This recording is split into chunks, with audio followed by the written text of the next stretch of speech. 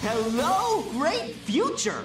You're not actually thinking of peeking at the answers, are you? Of course I am. Aren't you? He's stolen the test answers. He's clearly going to cheat. He has your time medallion. He has your time medallion. You said that twice. Destroy him now, Clockwork. I know what I'm doing. We put the answers to the test in his hands, and he made the wrong decision. Hey everybody, it's the special double-length episode of a Butch Hartman show where our young boy protagonist tussles with a future version of themselves from an evil timeline double feature. I find the comparison both amusing and interesting, so I've put these two together. After watching this, be sure to check out my video on the Fairly OddParents episode, Channel Chasers, which is being released at the exact same time. Now, while hardly Batman the Animated Series, superhero ghost-fighting Nicktoon Danny Phantom stands as the least goofy and most story-driven of Butch Hartman's catalog, allowing for things like character development, changes in status quo, and opportunities for thematic exploration. So when you present a story about a hero confronting an evil version of themselves, you're giving yourself a chance to dig into the core of your protagonist, figure out why he's good to begin with, and what might have to happen for that person to abandon those morals. How well does this episode pull it off? Let's find out. Originally airing on September 15th, 2005, The Ultimate Enemy is the 8th and 9th episode of Danny Phantom's second season, the 28th and 29th episode overall.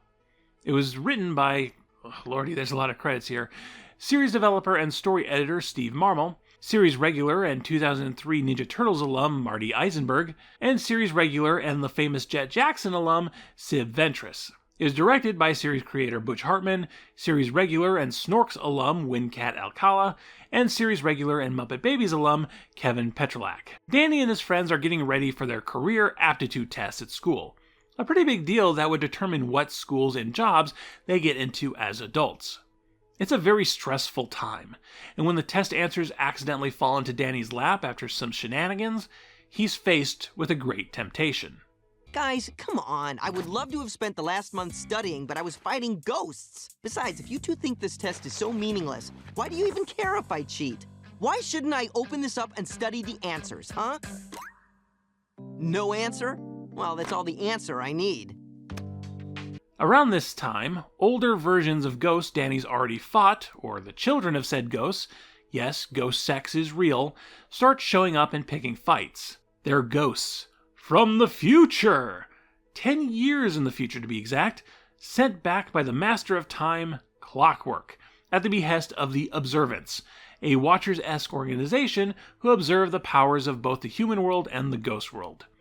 As is standard for these kind of guys, they are sworn never to interfere. But that doesn't mean they can't hire independent contractors to interfere on their behalf. And the reason for all of this? In the future, Danny has turned fully evil and has brought the world to its knees. Sam and Tucker. It's been a while. 10 years to be accurate.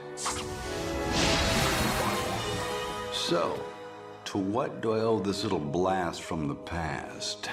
The Observants can't allow this to happen, hence Clockwork. Except Clockwork seems to have a plan of his own.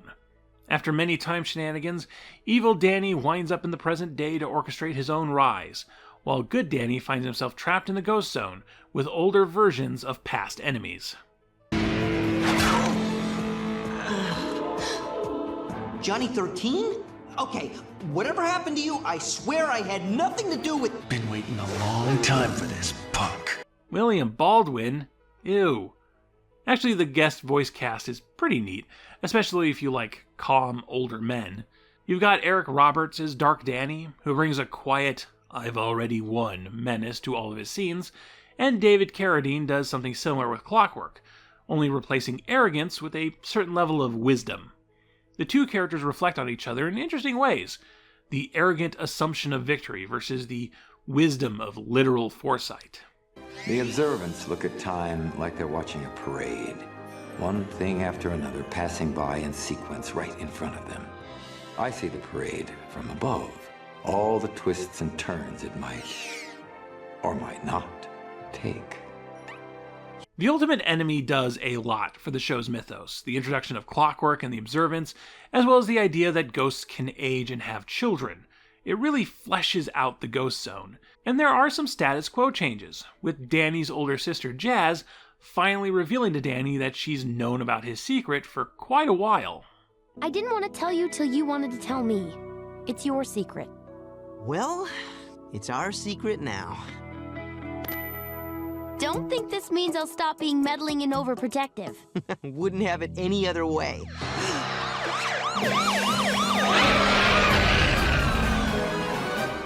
Go. Yay! Jazz is on the team! This episode is very much an audition for her to be on the good guy team. She's the first to realize her brother's been replaced by Dark Danny, she sends Danny a message while he's trapped in the Ghost Zone, and despite her lack of experience, she tries her best to stand up against evil. Jazz may be overbearing at times, but she's really trying her best. This is all really cool. But what about Dark Danny? What does this evil reflection say about our hero? Pretty much nothing. Danny's friends and family are killed in an explosion, and with survivor's guilt stacking up high, Danny turns to his arch-enemy, billionaire scientist and half-ghost Vlad Masters.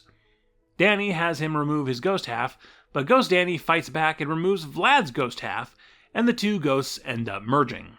So, Dark Danny isn't really a reflection of Danny's choices in life. He isn't a grim warning of what Danny might potentially become. He's just incidentally evil.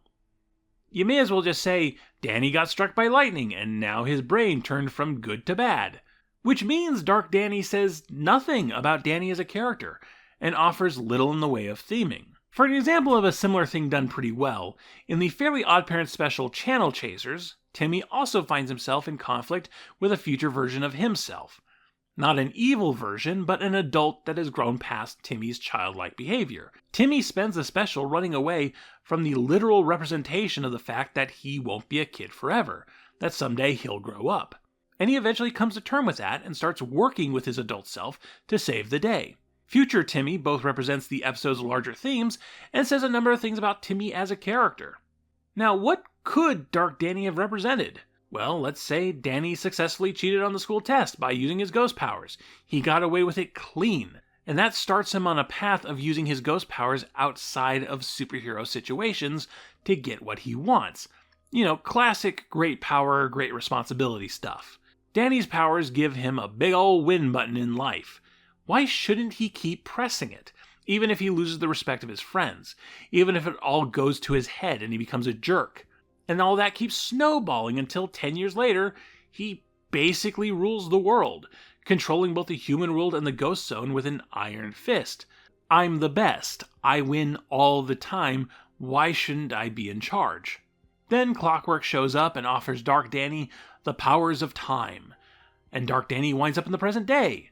And original Flavor Danny realizes the path he started down by cheating on that test. No amount of fisticuffs with your future self can stop this. So instead, Danny goes to the principal and confesses that he cheated, taking responsibility for his actions and cutting off that future. Dark Danny being erased from history. Or has he? Dum dum dum.